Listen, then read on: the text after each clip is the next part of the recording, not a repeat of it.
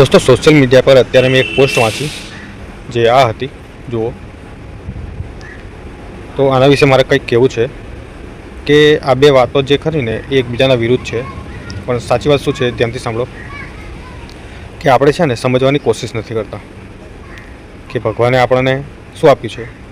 हाथ आप्या छे, पग आप्या छे अने सौथी मोटी वात बुद्धि आपी छे। आमां आपणुं सामान क्यां राखवुं, कई रीते साचवવું એ સમજવાની બુદ્ધિ ભગવાને જ આપી છે ને। આપણે શું કરીએ છીએ, બુદ્ધિનો ઉપયોગ ના કરીએ, બેદરકારી કરીએ અને પછી દોષ કોને આપીએ? ભગવાનને।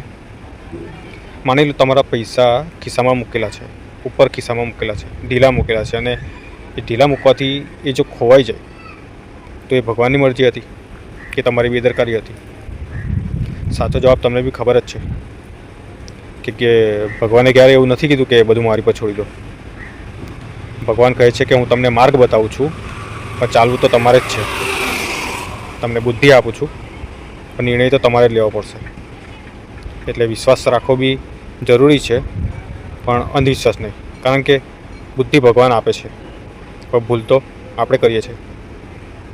तो दोष भगवान ने केवी रीते आपवो? बराबर ने दोस्तों?